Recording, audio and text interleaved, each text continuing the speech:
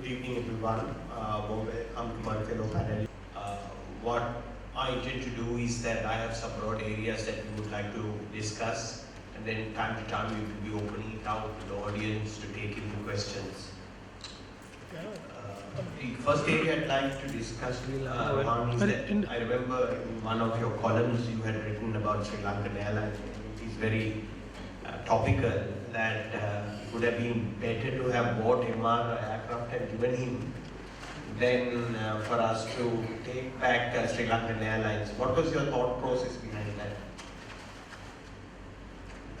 Yeah, my feeling was that I was proud to say this was written in January of 2007, I believe, January 4th, 2007. So my idea was, if you do that, you'll at least have one working airline and you could have got the money. And I didn't say don't take the people's money.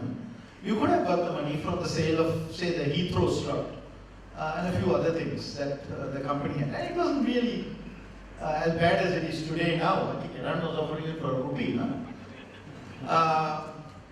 But it was risky, because otherwise he wanted us to all go on standby. Going back to my feudalism story, I said in the old feudal days, when the Appo comes on the road, we are supposed to get in the ditch. So that is the way he was looking at the airline, which is, when I get on the plane, you get in the ditch. That is 35 people going to be offloaded, right? So that's, as I said, that's my, so I said, get him his own plane. Then at least, the other suggestion I had was to market Mihim as a standby airline. Every ticket you buy on Mihim is a standby ticket. Everybody knows what they're getting. I could pass on that same question to you, Eran. Rohan talked about the incentive structure, why politicians do this.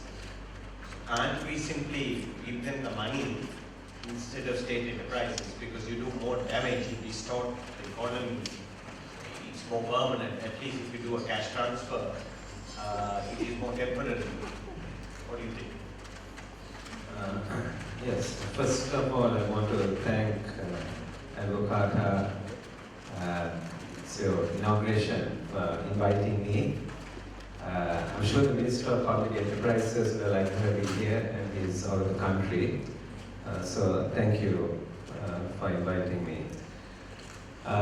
Going to Rohan's story, I didn't have the benefit of reading it in 2007, but about 2 years ago in Parliament, in a budget debate, Sri Lankan Airlines came up.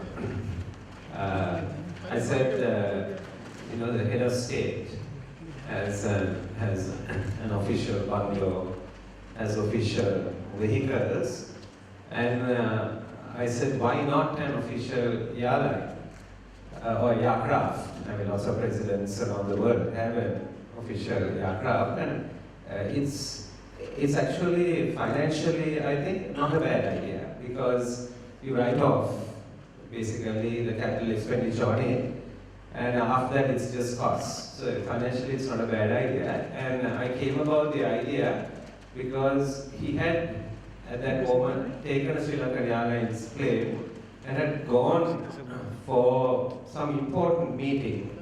I can't remember if it was non-aligned or one of these, or Commonwealth or something, held in a country where the Sri Lankan Airline plane was too big to land at the venue. So it had to land in the capital city. It was parked there, and then you actually had to hire another plane to actually go to the venue. So that's why I was actually suggesting it, and then as it doesn't distort the rest of the operations and the whole standby feudal argument that was brought by Rohan. Going to what you said, Murtaza, as a philosophy, I agree with the idea that politicians are thought of increasingly as another set of professionals, increasingly. It's just another job. And therefore the whole issue comes about, what are the qualifications of the job and all that. It might be a little different to other professions because you are representing people and people choose you to go there. That's a different set of arguments. and that they are remunerated. The reason is, when I take this argument up, which lots of politicians don't want to take up for good political reasons, because you're not sure about getting re-elected next time when you put arguments like this, is that the biggest barrier to entry for what I call a qualified person to come into the legislature is actually income. It's a big barrier to entry. Because if you are profile 40 years old, married and have 2 kids, and your investments are going to come down the road in educating your children, and you come in there on a 54,000 rupees salary, with everything included, approximately 100,000 rupees, it's clearly insufficient to meet your family needs, and it's impossible to meet your political expenses. So I'm with the philosophy that when you make models and systems, make it for the good people. Because all my friends attack me by saying you're a bunch of crooks anyway, why should we pay you more? So I think my argument has always been is pay and jail. If people read the rules, that's a different argument. And therefore the law should apply.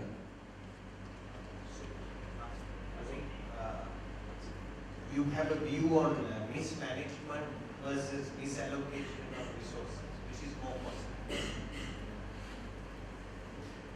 Well, clearly misallocation of resources, because that's something structural and fundamental.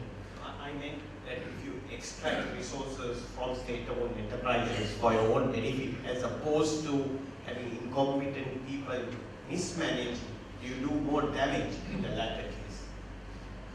Well, the fundamental problem is, go back to basic institutional economics. The fundamental problem is about assigning property rights and the incentives that flow from it. So if the property rights are wrongly assigned, so if you have the state involved in owning and managing enterprises where political and commercial motives are mixed, that's your fundamental problem. On top of that, you have all sorts of process problems, which is about mismanagement. So that's why my answer was, the fundamental issue is really about the misallocation of resources that come from the state being involved in commercial enterprises in particular. Now, the report goes into what the costs are for Sri Lankans. You see it in other countries around the world, which have had similar problems. It's perhaps particularly pronounced here because you have such an inordinate amount of people who are employed in the public sector relative to the overall working population. I'm with Rohan in believing that ultimately the fundamental solution to this is privatization.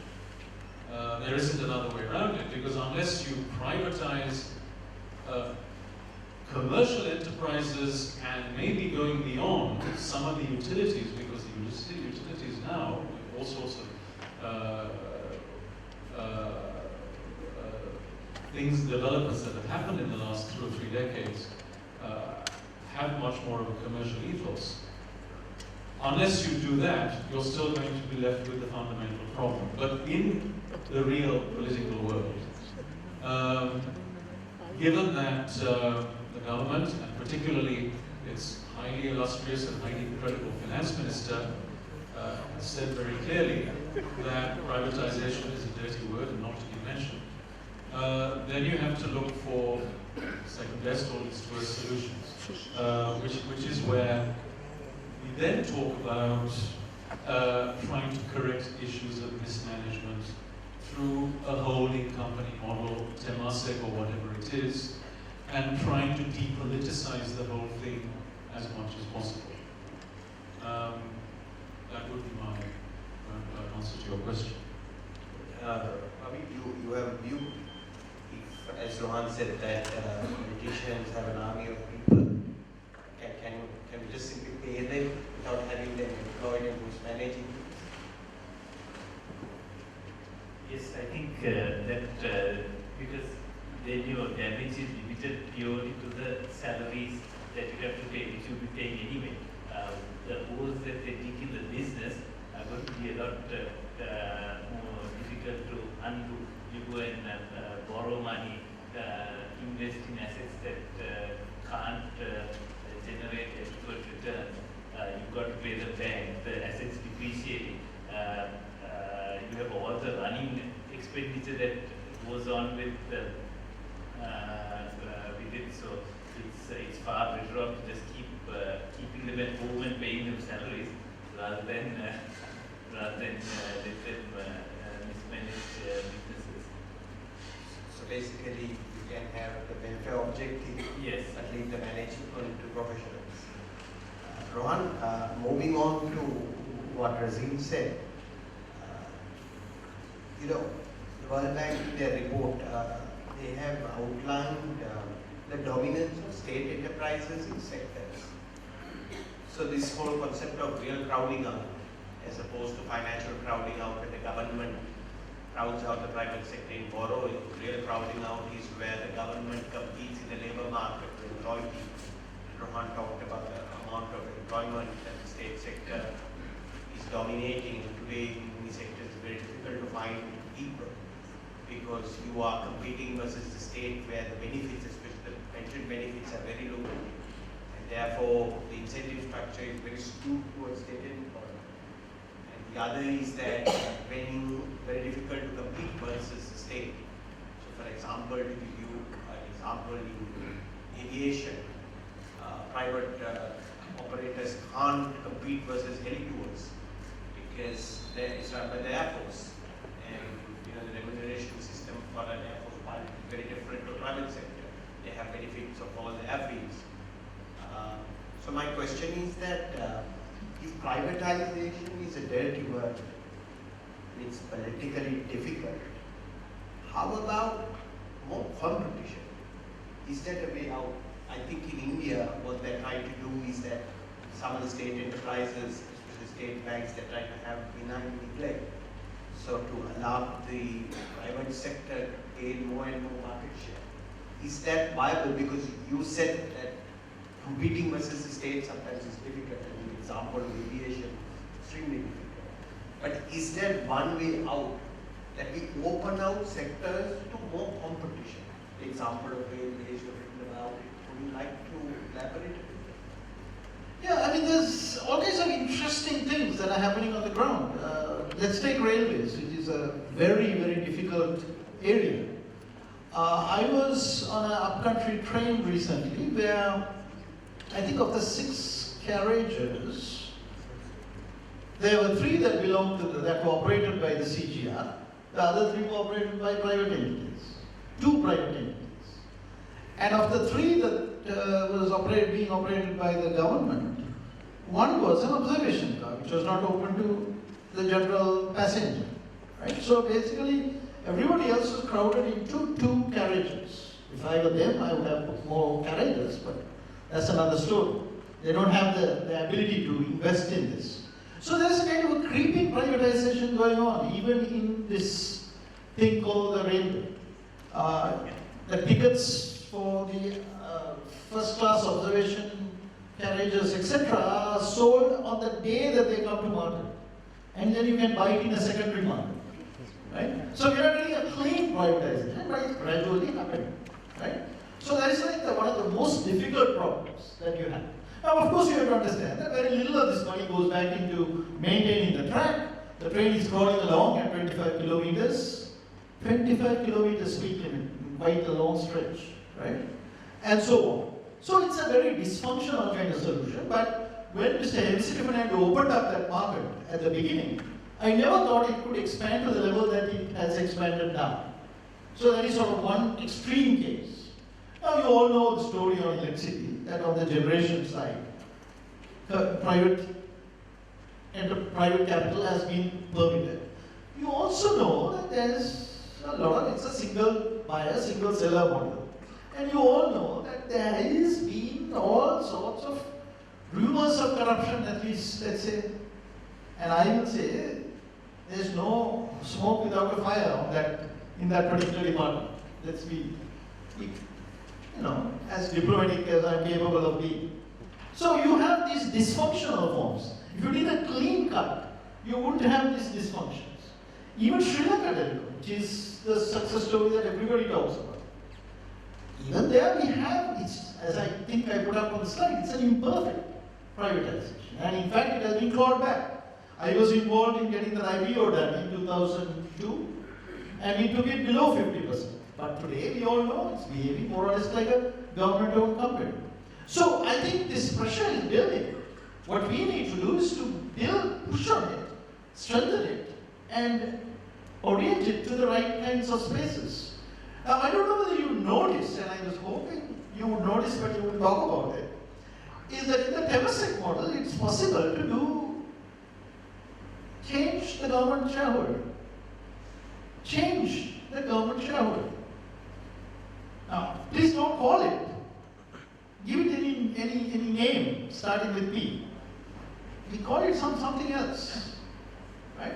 And like President Privatization said, peopleization. Right?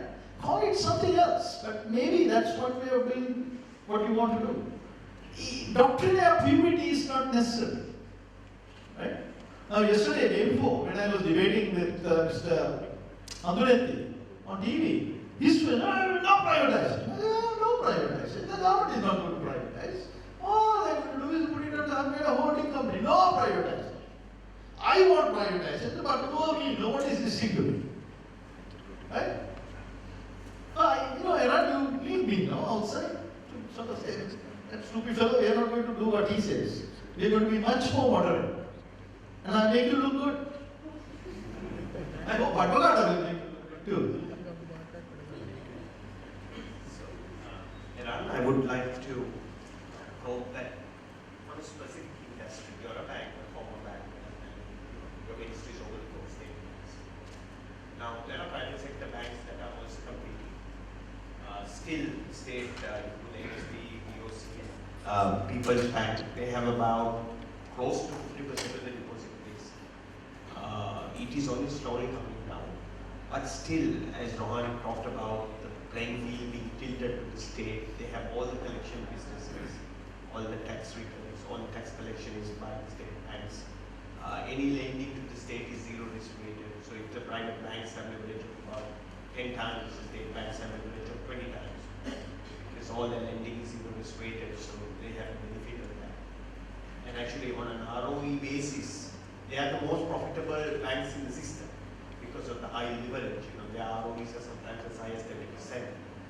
So take example of banking, that if privatization is not possible, still the playing field is heavily tilted towards the state. Is there something practical that can be done so that you make competition fairer and level the playing field?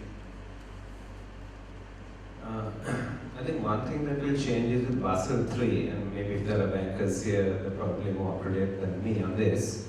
I think on the basically risk weights given to government, that whole philosophy is changing.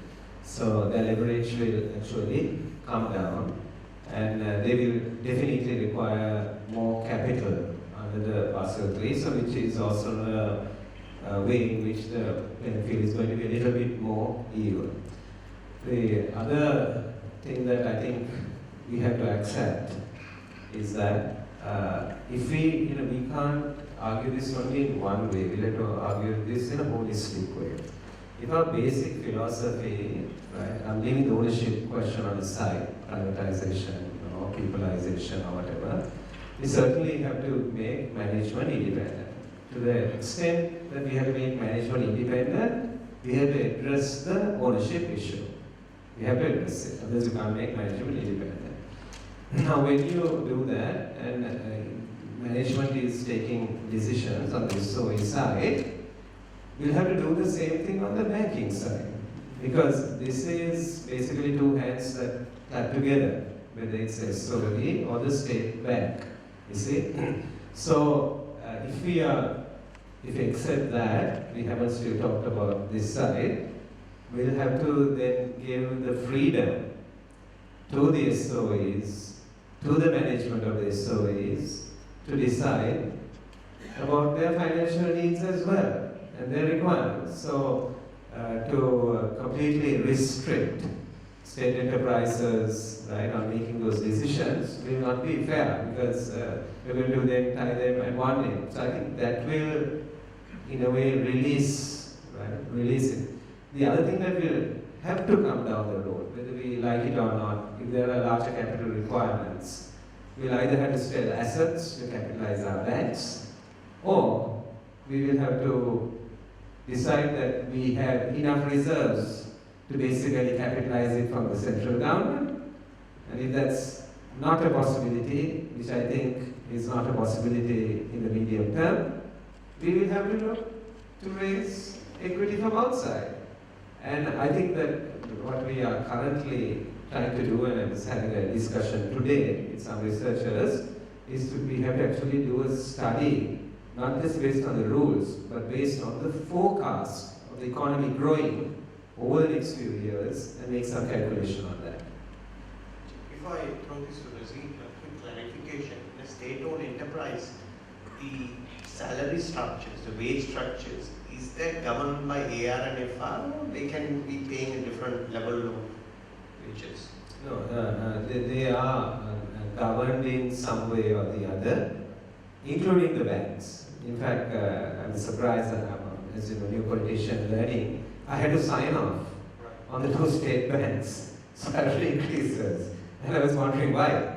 It's somewhere, it's either in their act or it's in one way or the other. I don't know if it's AR and FR, they are governed. Right? That's why they couldn't actually announce the increases till I actually signed off. So in attracting talent, they can't pay market-based salaries. Yeah, now some of them are creatively doing a few things, very creatively, to actually attract and keep the talent within the system, right? Which, as you know, can be done. But I think that this trying to do indirect things, this won't work. It's like our international school system. We are not facing up to the fact that we need private education. It's private education. We just keep using different names for it. But I think recognizing and getting into the center of what we are doing will become important. You have a view about opening up sectors to competition as a remedy to total privatization? Yes. I take your earlier points very strongly, Murtaza, that at least the implication of it, that privatization per se is not the all and end all, because there are examples of botched privatizations from around the world. Mexico in telco comes to mind, where essentially a public sector monopoly or near monopoly has been privatized and rents have shifted, but the benefits of competition have not accrued to the consumer. They're trying to remedy, President Peña Nieto is trying to remedy that in his term. So the emphasis in terms of the modes of privatization really has to be about competition, by which I mean competition where the barriers are as low as possible, and you have a discovery procedure whose outcome you can't predict, as opposed to a regulator saying, this is the right sort of competition and this is the outcome that we want. So that's the first point. When it comes to if I was to just stop you there, do you think that if you're talking about privatization, a precursor would be competition legislation? Not necessarily, not necessarily. I say that a precursor should be general rules of the road for the economy overall and all agents within it. Now, as for specific competition laws, well, I mean, I'm wary here because there are specific competition laws in some countries, and I'm thinking in particular of EU competition law, where the assumption is that the regulator knows what's best in terms of the competitive outcome. and regulates accordingly. And then, of course, you end up with all sorts of interventions that really lead to unanticipated results. In the United States, more or less, they have a less interventionist form of competition rules. It varies, it depends who's in the White House and so on. I mean, I'm open about the need for specific competition legislation, but the main thing to me is to have rules for a competitive economy overall. To go back to your original question, what about suboptimal ways of doing things? So let's say that, well, I hope that on the back of this IMF agreement, that and given a sense of crisis, that the government will privatize or part privatize at least some enterprises in this term. I don't know what will happen, but in terms of the bulk of SOEs, of course, at least in the short to medium term, we have to look for different solutions. So we come to looking at government holding models from abroad. Now, there's a discussion going on in India about this. There's a think tank that's talking to the PMO about learning lessons from three models: the Chinese model, the Malaysian model, and the Singapore Temasek model. I would dismiss the Chinese model out of hand.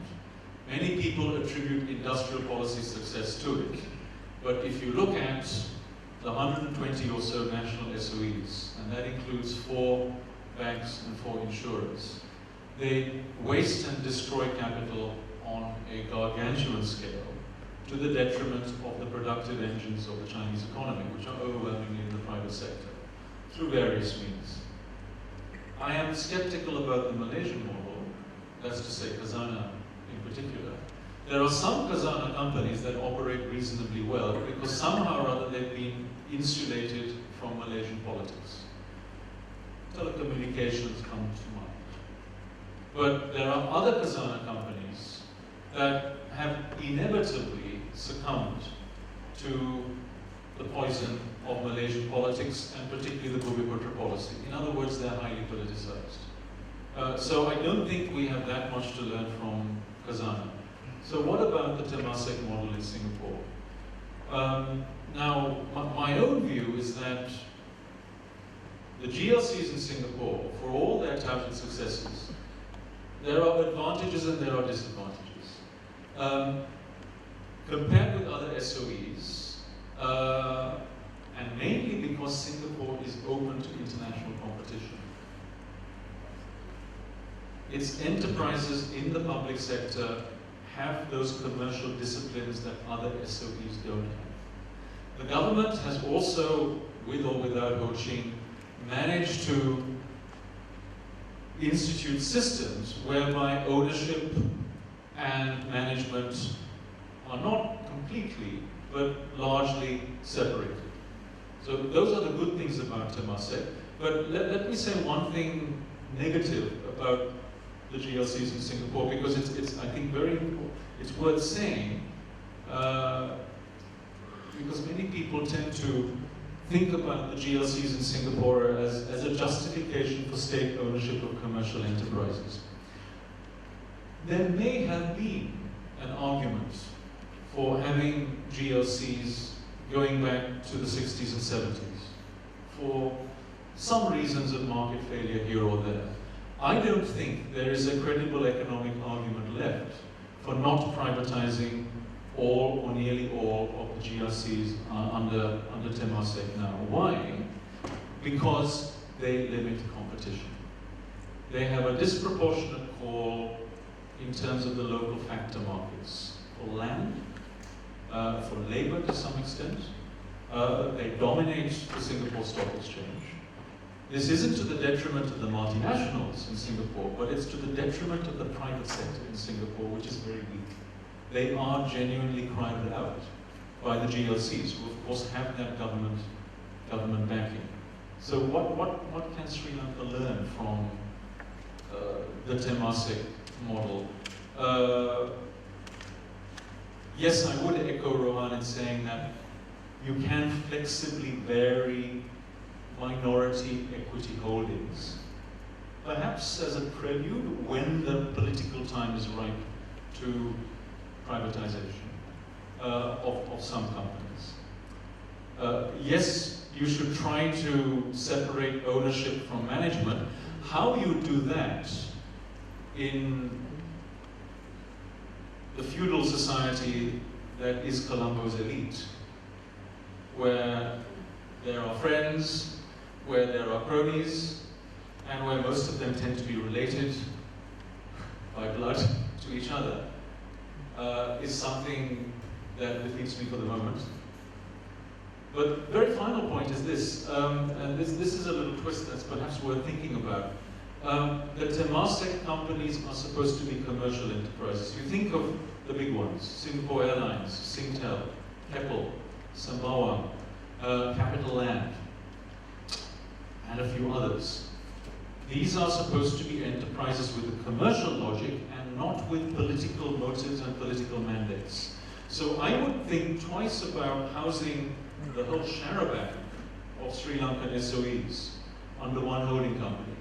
If you're going to think of a Temasek model, it should be those commercial enterprises where you want to take the politics out. Where you cannot take the politics out, and where political mandates continue, you should have a different vehicle. Ravi, you have a view? You have a view on opening up sectors dominated by the state to more competition? Yes, that would especially where there are monopolies. If you look at the port, the SAGT terminal is performing a lot. The SAGT terminal that was opened up is doing a great service in terms of throughput. So if especially where the state has a monopoly in providing certain critical infrastructure, any inefficiencies by the SOE is going to strangle private sector growth. So wherever possible, where competition could be introduced in some way, it would help improve the overall efficiency of the economy. So in the halfway mark, it's 7:30. May I open the floor out for any questions? One second. Okay, there's a mic. Okay. Just a quick Malati, you can introduce yourself and ask a question. Just give your name and... Yeah, I'm Malati Knight from Medical Research. Just a quick comment on the competition law thing Malati, Professor Sadi brought up.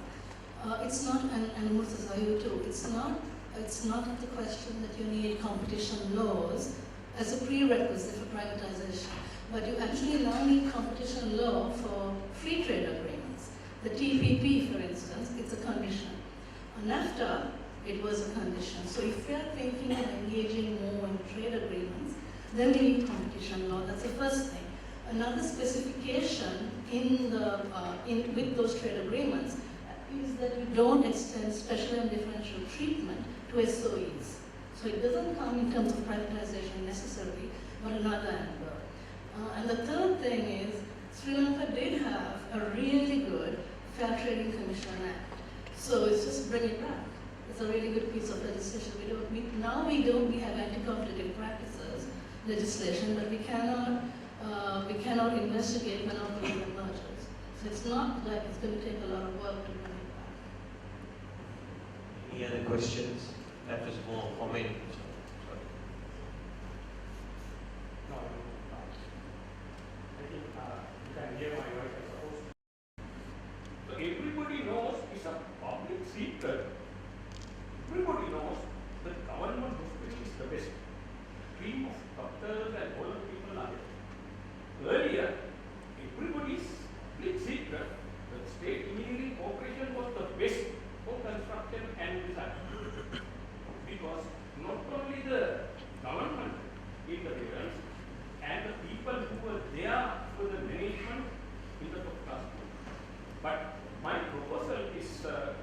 Mr. Eran, politically, what we have to do, sir, you should not more interfere to the public sectors, government-owned public sectors, unnecessarily politically. I know what is happening in all these, I mean the government of, you say CED, SLT, all these areas, all the political people. So please make a policy decision in the cabinet level or at the parliament level or with the president and the prime minister, how to control the political interference to the public sector. That I think number one requirements. Thank you. Thank you. Thank you for those comments. Any other questions? Yeah. Hang on. I'm Marsh. I'm planning. These are also planning. I'm going to give you a very small example of something. Have to be specific now because we have to give a chance for everybody to speak. Right now, Sri Lanka and Holy Coconut Oil is one of the best products of being used. I'm pretty sure you have hearing this. So India is selling coconut oil under their ban. Now, these things happening like in India, but our government doesn't follow the trends. I mean, in the private sector, people here won't get the news firsthand, right? So if the government have done and the receivers over there get the trends done correctly, you don't have to like privatize everything, get things running fast. But if you get the information correctly and fast enough, the people here, they will do the rest of them. Now, India is taking the advantage over Sri Lanka, and doing it over there. But just remember, there are so many things that happen here. Just the government. We are trying to focus on SOEs here. So Yeah. thank you for the comment. Thanks. My question is, my name is Jahan, I'm an econ teacher. My question is, are there, so it's actually about Advocata itself, because when I heard about Advocata, I was a little confused. I had some concerns also. When you say free market, and this is, I'm saying this in a constructive way. When you hear the word free market think tank, as a centrist, even I would get sort of a little suspicious, let's say. And in Sri Lanka, I'm very right of most people. But in marketing your policy, which I think is the correct thing, there's so many things that need to be liberalized, privatized, and so on. Would you not need to kind of allay certain concerns about kind of saying where the limits are? So my question is about, is this for everything? Or are things like health, education, natural monopolies, networks, railway network, for example, or distribution network for water, electricity, are you advocating this for everything? Or I think it might be helpful to set some, where is the line? And also about things like competition policy. We have too much regulation and also too little regulation.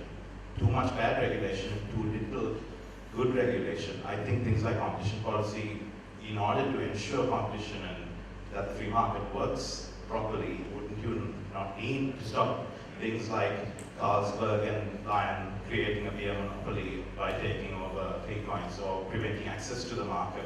Supermarkets do this all the time, and this stops small and medium enterprises from really being innovative and succeeding. So where are the limits of your policy efforts? So we try to answer that. Any other questions? We take all the questions and then try to answer, otherwise we'll run out of time. Hello. Now my question is, I'm Ananda from Daily News. Question is from Mr. To be very specific. As well as Dr. Razeen. Now the government took a sudden decision to increase the salaries of public servants with 10,000. Now this has, I think, badly affected to 95% workers in the private sector. So, what do you think about it? Actually now all the governments are about 14 lakhs getting that benefit. Okay, I got your question. So it's a real crowding on each question. Go ahead, next. Let me just speak up. My name is Murtaza. I'm a scientist, so most of the conversation go over my head. most of the time we start at the delivery end and map it out. I feel like if you take transportation, good example of where service is the policy people as well as the politician can agree delivery of the service to the consumer. Here we are talking about policy on the other side, but should we start from the other end and map back to policies? So provision of services. Any other questions? I think we've been talking, they were from equity about privatization. There are stakes held by government in some of the banks, which I think was before the government came into power, they thought that was not the job of the government and having directors appointed in private banks.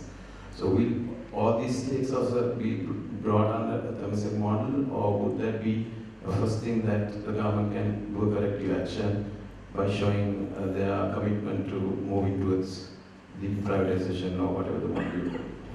Okay. Any other questions?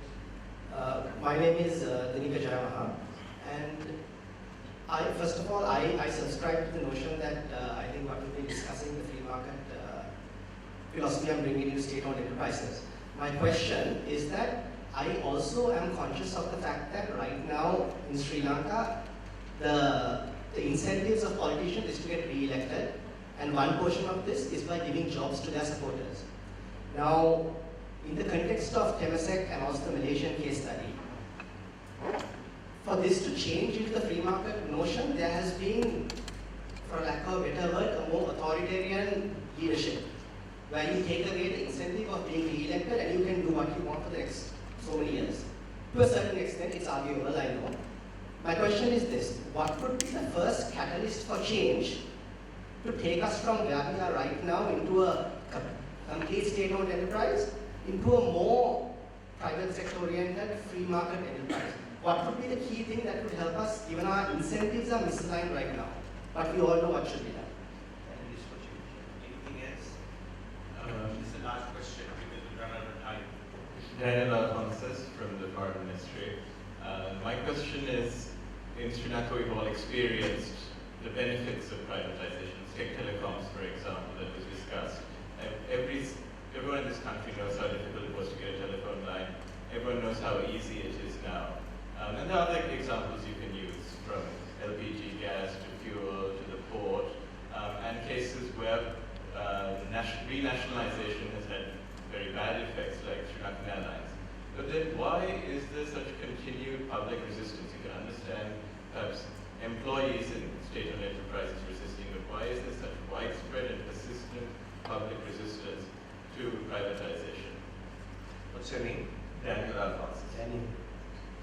So we've got a series of questions and we have less than 20 minutes to go, so we'll try to cover most of them. First thing, Rohan, to you is this public goods versus public production. Now, governments have to provide public goods and services. Does the state have to be the producer of that? The state can pay for it. Can it be privately produced, procured, and provided as a public good? You got any thoughts on that? I am unhappy about the misuse of the term public good. To me, a public good is a very narrow concept which is used very broadly. That means non-excludable, non-rival, right? So if you apply that, telecom is not a public good, electricity is not a public good, healthcare is not a public good. Anybody who stood in a line at the hospital knows it's not a non-rival public good. Anybody who's been in a private hospital knows excludable, right? So I am very hesitant about using that term. But let me take Murtaza's question. I think one of the key issues that we have to focus on is what are we trying to deliver? So, just to go back to the Sri Lankan case, I said, you know what are you trying to deliver? The government has to focus on, for the largest number of people in this country, or for those who for various reasons need to go abroad, what we need to have is affordable, decent quality aircraft that don't fall from the sky. That's what we need. and we need a whole range of destinations so that we can get to. And we need aircraft that actually take off on time. I would argue that none of these things can be provided by the government-owned airline. And that therefore, we should pull back from the airline business altogether and to bring down the whatever charges that we have in the airport and attract as many foreign airlines as possible. I went beyond that. I also talked about the air freight business for the people who are shipping foliage, flowers, high value, low volume products. They need a small below container size, half container, quarter container size facilities. So if we focus on what we need to do, that is to some extent what you're saying, how do we deliver what we as a government need to deliver? We look at trade law, and I keep being told, you're depriving some software engineer of a job or something.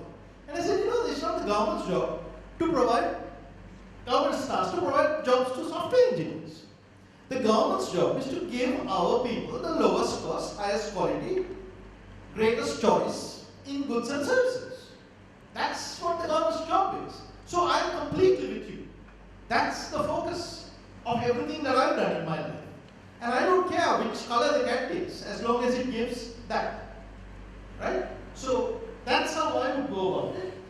Pure public goods. I mean, I'm with, who was it? Was it Sam?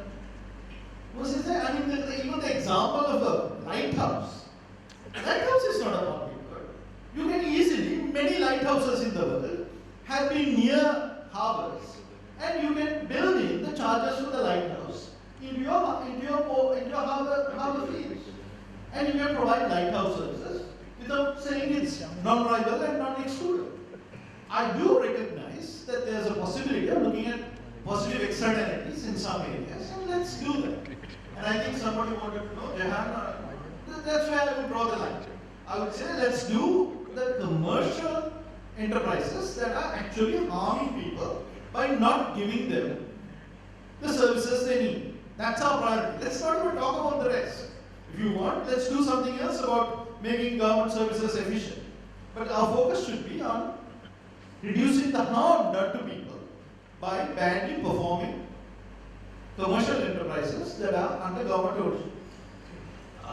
Razeen, maybe you can take Jahan's question about the limits of Advocata's focus. Yeah, well, I'm speaking as Razeen Sali here, certainly not as on behalf of Advocata. I have no formal role in it. I'd like to make one other point about trade policy as competition policy, and then I'll come to your very important point. And this was sparked by Malati's comments over here.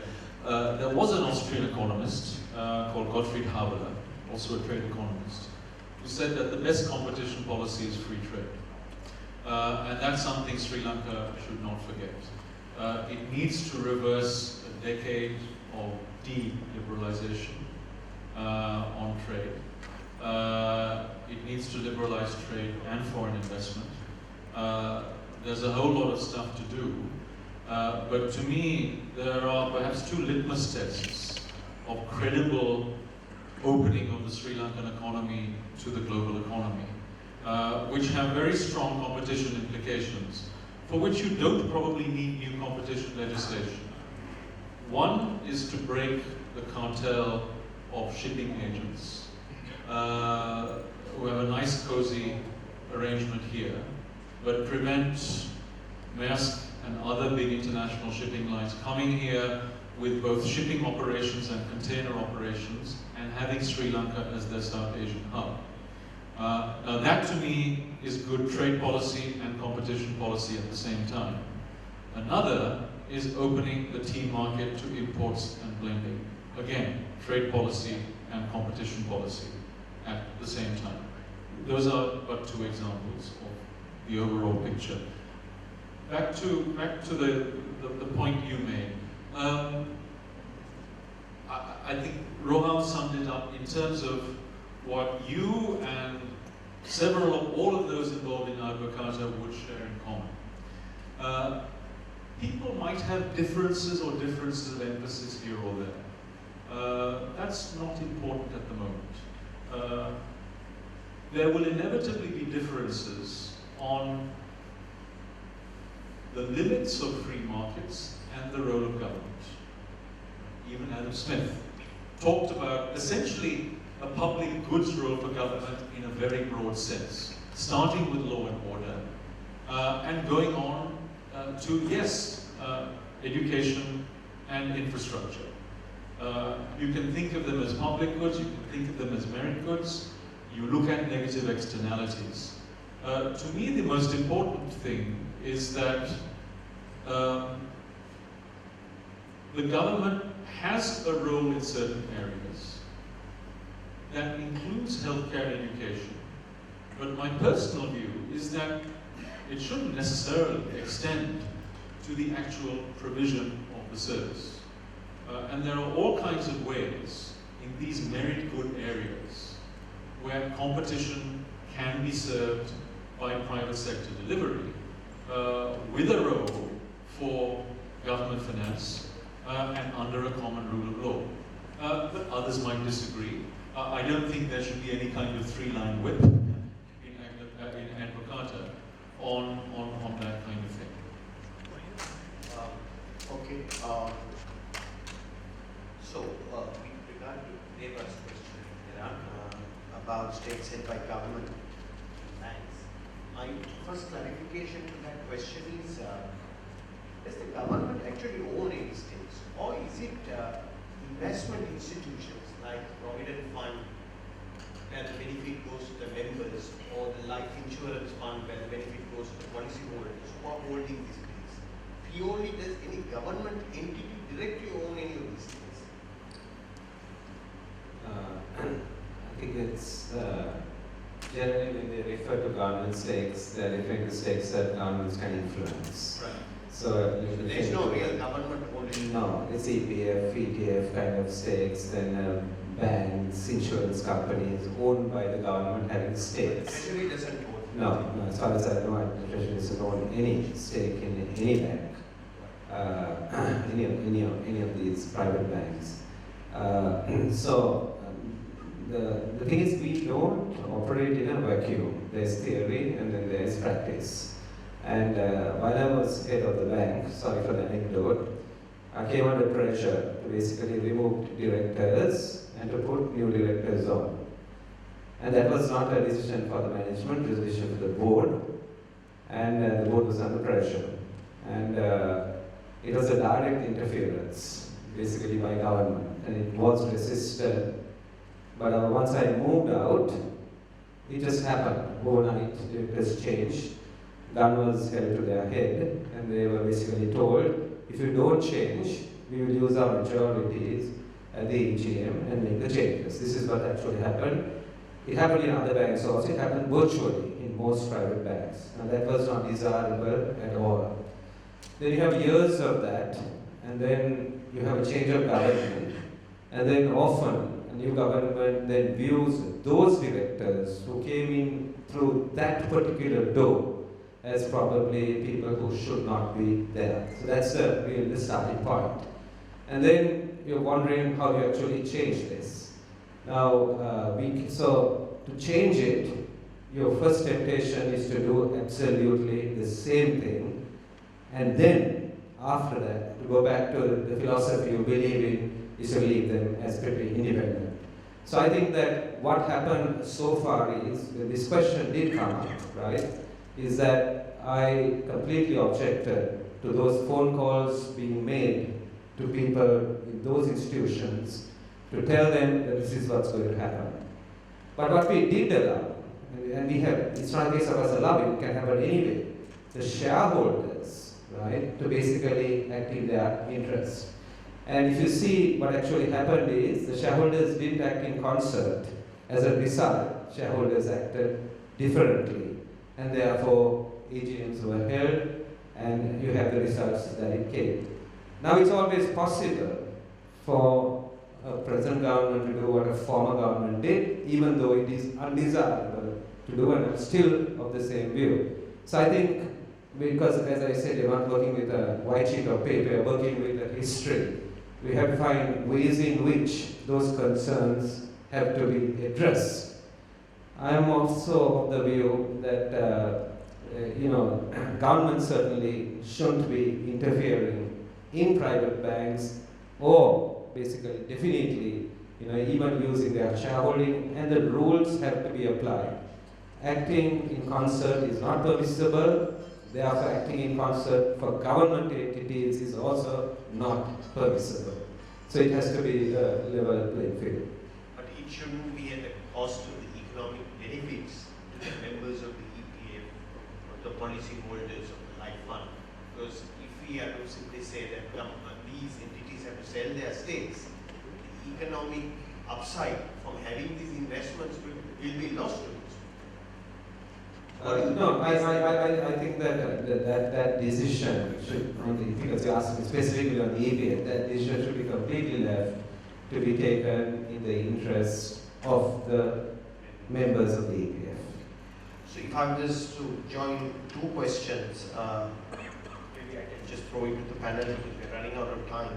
One was Indika's question about what is the catalyst for change, and Daniel was asking that, many of the consumers probably would have had a positive experience with privatization, but wider society at large yet resists privatization.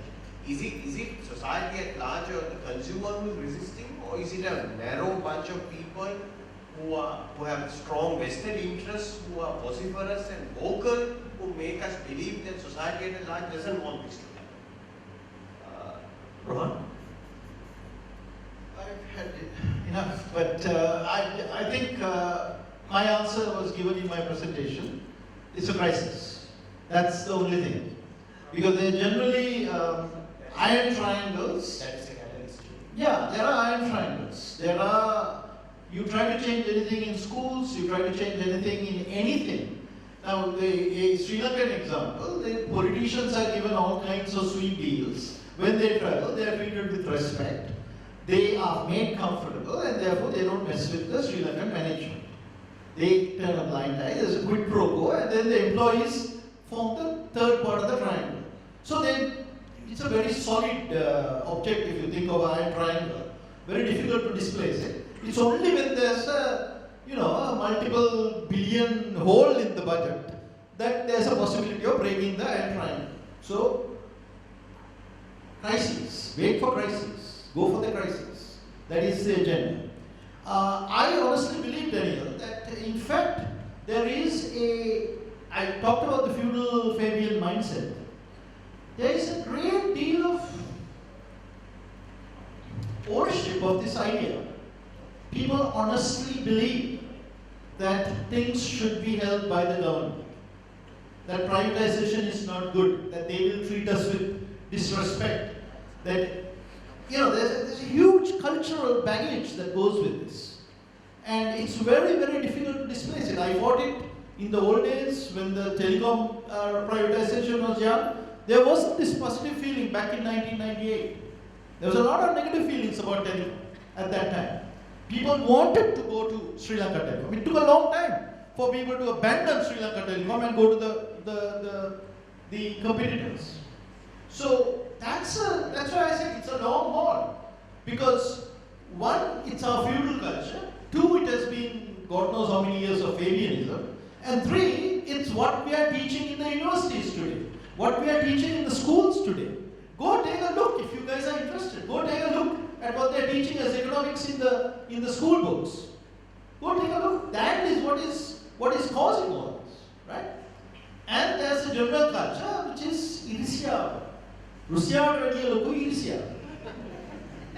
Right? You know what I'm talking about. You don't want somebody else to get prosperous.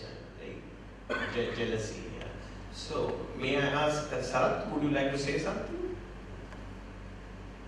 So, this is Dr. Sarath Ratnasabapathy, who is the economic advisor to the President. Well, it's a very interesting discussion. I enjoyed it. I think most of the issues came up.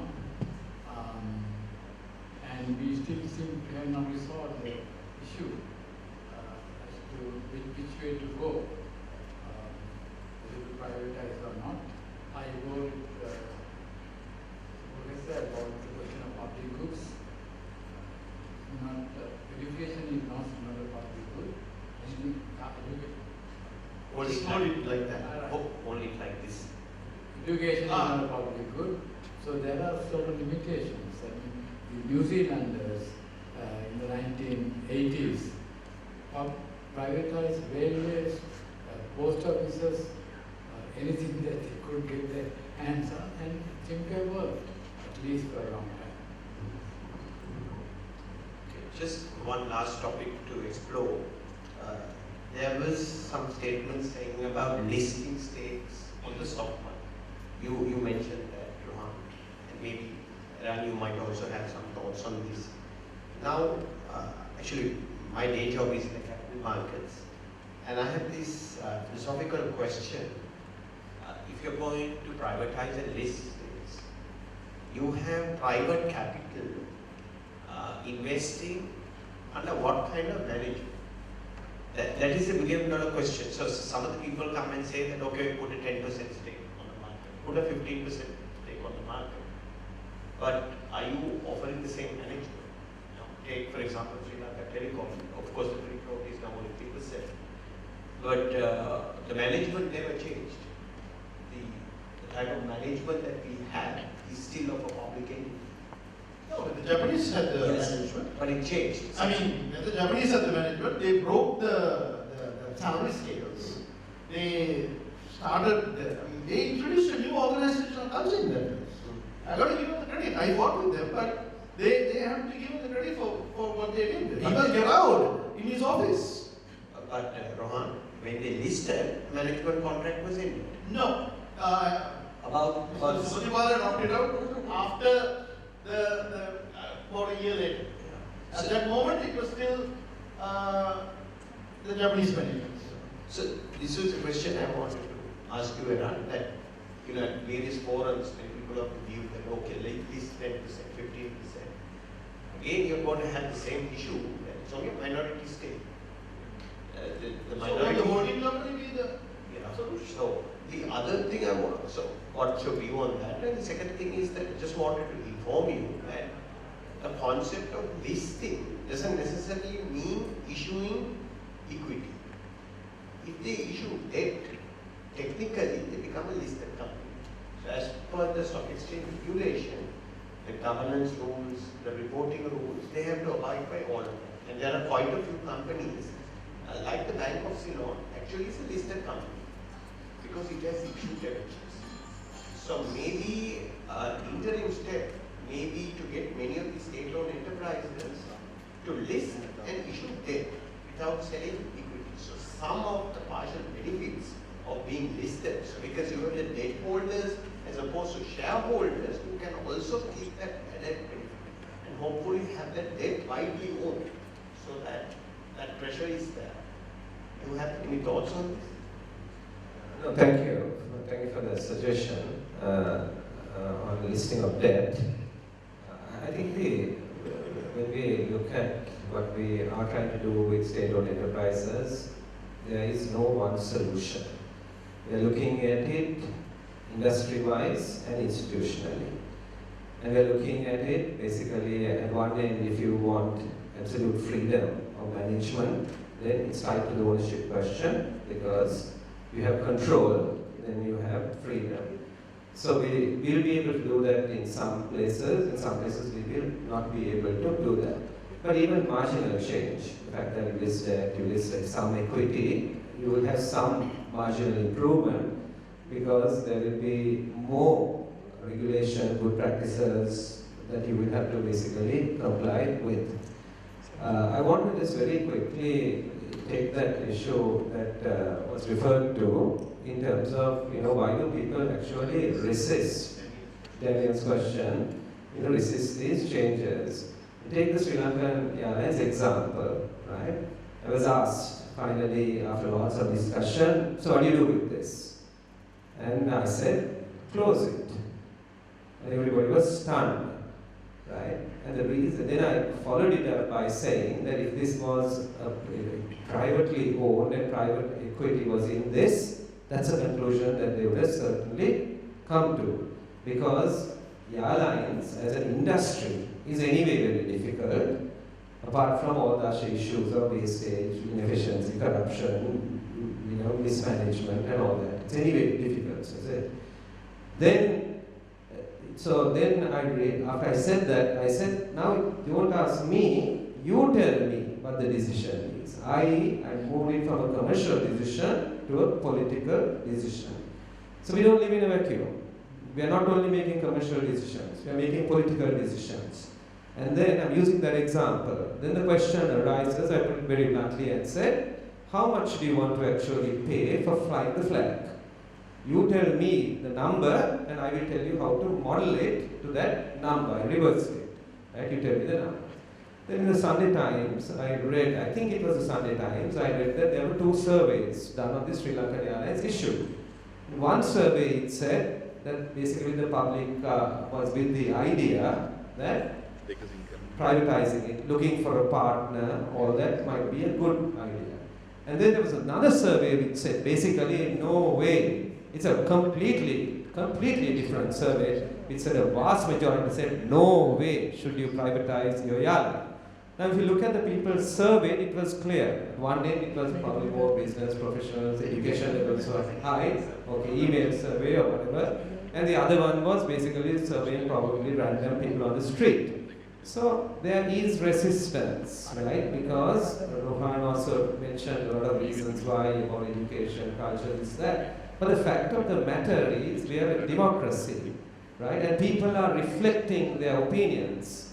That people are reflecting their opinions. So when we take decisions, basically, right, as policymakers, as politicians, we know what the better commercial decision is, right? But we don't operate in a vacuum, right? We are trying to understand it. We're trying to carry them. So we have a responsibility. I've taken Sri Lankan Airlines as the example because I think that public opinion is changing, right? Udin yana mata polave paya gahala yana oba mokotada gewanne is what I say about Sri Lankan Airlines. And I think people are buying it. We can do something.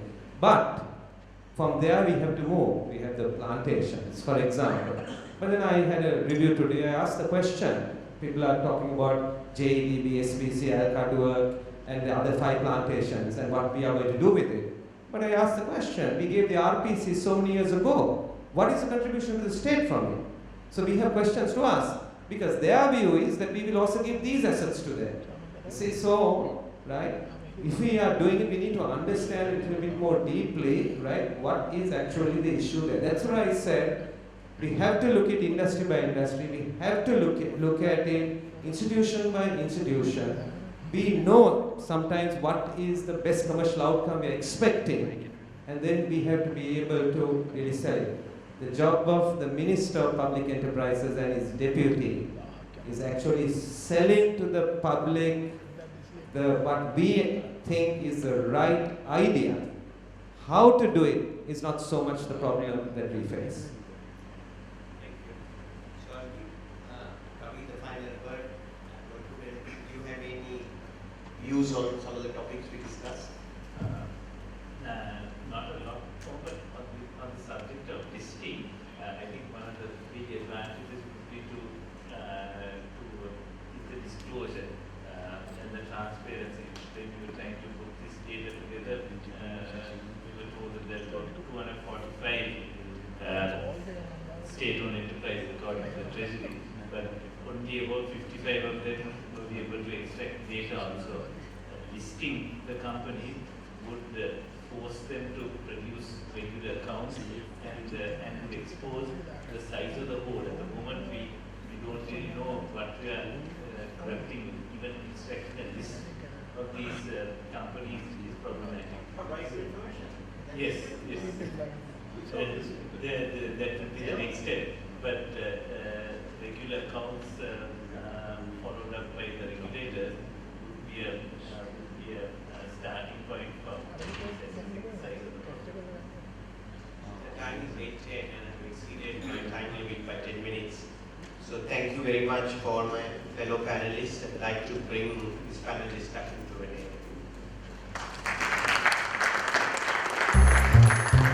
end.